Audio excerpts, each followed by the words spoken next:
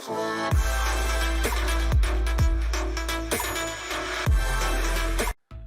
everybody, it's Tao at the Forge again, and we are back for round 2 of the College Cup.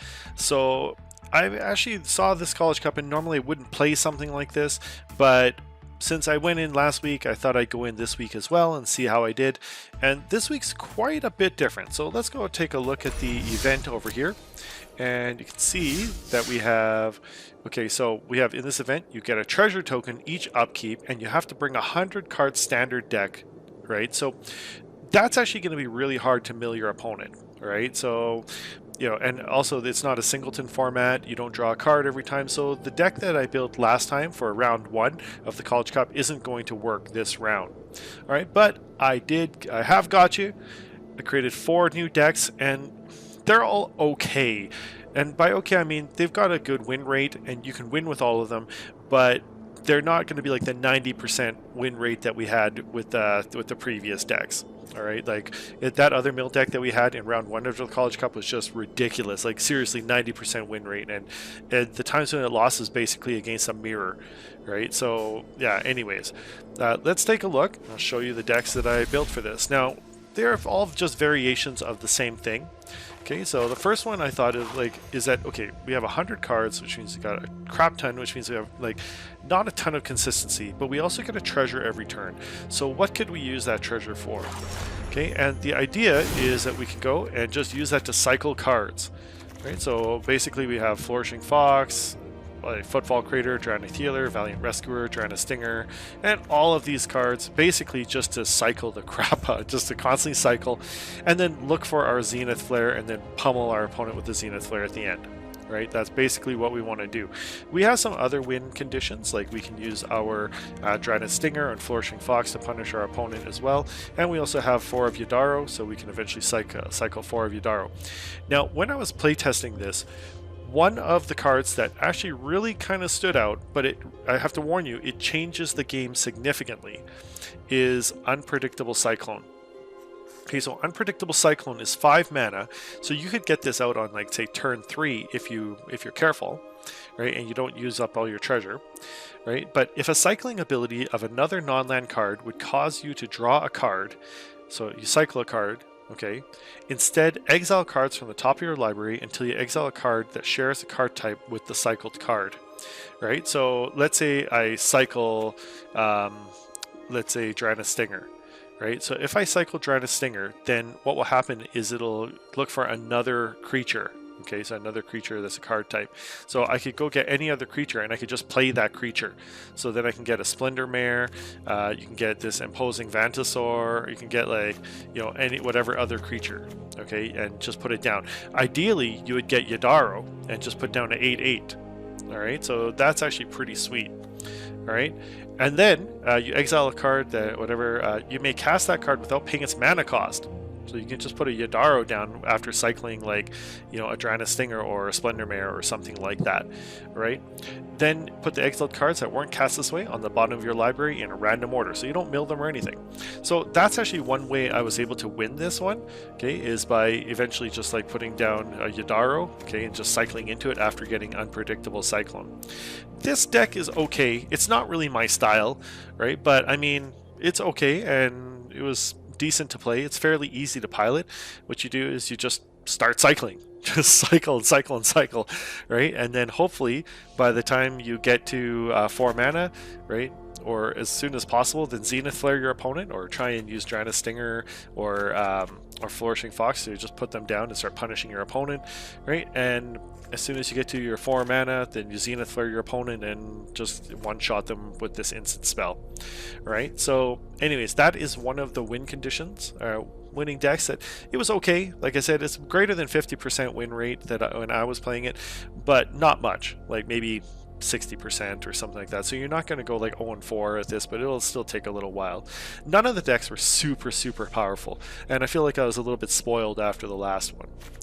Alright, so let's go on here. We got so CC cycling, CC is College Cup. So then I thought, okay, well maybe we can use a mutate deck. Mutate decks are okay, but the problem with the mutate deck is that you're putting all of your eggs in one basket. So like when you start mutating your opponent, like your creatures, it's very easy to run out of the creatures, right? And so you're just stacking enchantments or stacking mutations on a creature. If your opponent destroys that creature, then you're just screwed, right? So I decided to put in also Scoot Swarm and Cultivate and Sea Dasher Octopus, right, in there as well. And yes, that can mutate as well, but trying to give myself a way to mutate or just grow my board presence. And so if I can't win with the mutations, then I can maybe win with Scoot Swarm. And so I've got also the Migratory Greathorn, Migration Path, Cultivate, and stuff like that as well. That's going to help me to thin out my deck, but also to help me to get those extra lands as well. I also put in Keeper of Fables as well, so whenever one or more non-human creatures deals combat damage to a player, you get to draw a card. And if you can get this down, then once you're swinging through, then you can really just like start really punishing your opponent. Right. Other than that, like we just have a crap ton of mutation creatures, like Auspicious Starx, Pouncing Shore Sark, Parcel Beast. We have Binding of the Old Gods. We don't have any black sources. We have to use the treasure to get it, but it helps us search for a land and also is a form of removal. So we can have this. It's only 1 black mana. You're getting a treasure every turn, so you can cast this as well. All right. Overall, though, I thought it was an okay deck. None of these are going to be super killer. All right. Now, these next two I found were the most fun for me to play because they're most in my style. Dance is basically Dance of the Manse, and essentially this is a form of prison spell. So we're playing a lot of cheaper stuff. So we have Witching Well to let us scry, Birth of Meletus to give us some protection and help us ramp our lands, right? Omen of the Sea to draw a card, okay? Heartless Act to destroy creatures, Golden Egg to draw a card.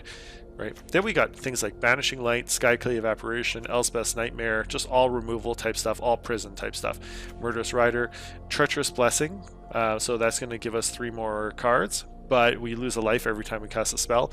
Ideally, what we want to do is hold off casting Treacherous Blessing until we get Doom Foretold, and then we can use Doom Foretold to sacrifice it the next turn. So we pay 1 life, we get Treacherous Blessing down, or we can cast Doom Foretold and then Treacherous Blessing and put that down and then sacrifice it the next turn.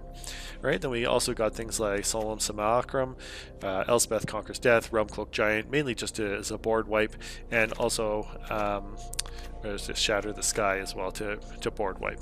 So essentially what we want to do is just imprison our opponent, just destroy all their stuff, punish them with Doom Foretold, and then eventually just use things like our Realmcloak Giant, Murderous Rider, Skyclave Apparition, and stuff like that to kill them. Now if we can't do any of that, once we get to high enough mana, then what we can do is Dance of the Manse. Okay, you can return up to X target artifact or non-aura enchantment cards from your graveyard. Okay, with just X or less. So if X is 6 or more, those permanents are 4/4 creatures in addition to their other types. So we're going to stall, right? And eventually just cast Dance of the Manse. We get we can get back all of our enchantments and artifacts back from the graveyard. They become 4/4s, and we just swing in for the win at the end. Right, so basically what we're just trying to do is imprison our opponent, stall, and eventually get Dance of the Manse, or we can try and beat them fairly with Realmcloak Giant, but where's the fun in that? Okay, lastly, we have my favorite one, is another mill deck, but this isn't actually a mill deck. It kind of is. It's a mill themed deck, but it's mainly just like a combination of rogues and mill. Right, so Dimir Rogues, we got Merfolk Windrobber, Thief Guild's Enforcer, we got the Thieving Skydiver, right, and Soaring Thought Thief and Brazen Borrower. Right, so all of these ones are just going to basically punish our opponent by flying in the air, milling our opponent slowly. It's going to be hard to mill your opponent because they have 100 cards. All right. But we also have a lot of card draw, so we got like Thirst for Meaning, we have Graven Lore, we actually lost some of our card draw because this is now in Standard, and we have a small control package like Anti-Cognition, Heartless Act, Drown in the Lock, Murder, and yeah, one that really helped me was Xerath Sand. Right, so I was able to swing through with Xerath Sand and then just steal my opponent's creatures. Keep in mind, your opponents are going to be playing extremely large creatures. They're going to see a lot of stompy decks against you, right? Because they have so much mana, they can ramp their mana so quickly. So Xerath Sand was pretty nice, right, to be able to steal the best thing out of their graveyard. And we do have a winning combo here, where if you can get a Teferi's Tutelage down and then also appear into the Abyss, right, you're going to draw 50 cards, right, and then your opponent has to mill 100 cards. Right, it won't be exactly 50, but you draw half your library, your opponent has to mill their entire library. And then you can pretty much win with one go there. And you can get Peer into the Abyss off fairly quickly because you have all these treasures coming in. Right, so anyways, that is essentially all the decks. I will put the decks, the card lists into the video description below. Right, so good luck. I hope you guys win the College Cup. I hope you have some success. Let me know which decks worked and which ones didn't. And if you have any suggestions or modifications to any of them, don't forget to like and subscribe. It really does help the channel and helps me to feel loved, right? So I'm not just talking to nobody. But anyways, good luck in this week's College Cup. See you next video.